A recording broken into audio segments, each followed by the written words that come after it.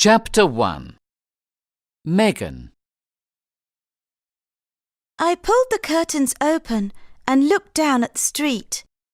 It was hot, too hot for London in the middle of July, and I was angry. I closed the curtains and returned to my mother's room. She lay in bed, and I could hear her breathing. She looked so thin, and I sat next to her and held her hand. "I'm not going," I said. "You can't send me away." I looked at my mother, and her face was white like the sheets and pillowcases. "It's only for a month, until I feel a little better, my darling," she said. "Then you can come home." Dr. Barnes stood on the other side of the bed. Has Megan got any friends? He asked Mrs. Brown, our home help. Mrs. Brown shook her head. "Megan doesn't have any friends." I heard her whisper. "She's a strange child."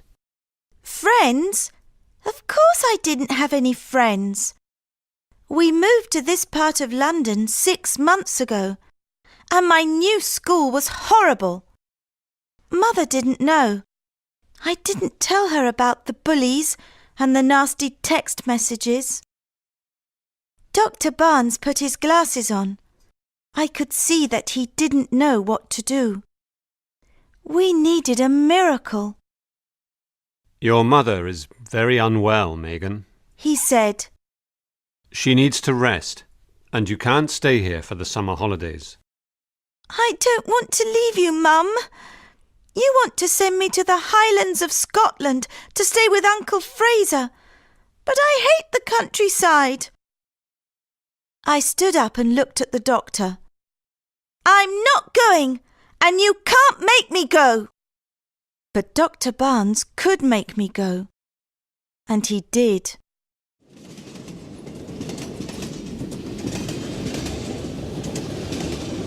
I watched the countryside change through the window of the train as we travelled into Scotland. I could see fields, dry stone walls, and lots of sheep. But where were the people? Mrs. Wallace, a friend of Dr. Barnes, was with me. She wanted to chat, but I didn't. "The Isle of Skye is beautiful. The air is so fresh," she said.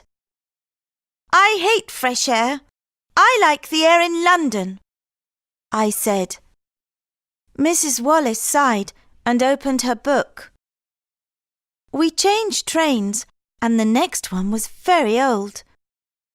A man sat singing quietly in the corner. He had a long white beard. In another corner, there was a woman with a basket of chickens. I looked at these people.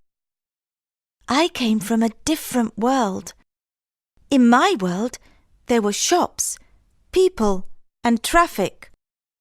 We caught the ferry at Mallaig. The wind blew my long dark hair, and my pale blue eyes searched the island for people.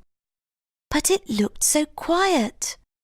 "Cloud Island," said Mrs. Wallace, giving me a sweet.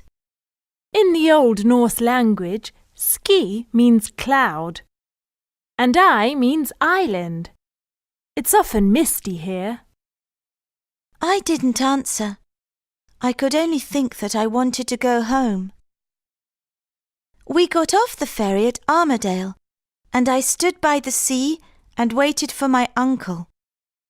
I felt wrong in my London clothes. I took my mobile phone out of my pocket and called home. Mrs. Brown answered, but Mum was asleep. "Your uncle's here," said Mrs. Wallace. I said goodbye. Megan! A strong voice called. He was a tall man with wavy hair and a big smile. I'm over here. He disappeared behind some trees. Pulling my suitcase, I followed. But my uncle didn't have a car. He was standing next to a beige-coloured pony, and he put my suitcase into a little red trap.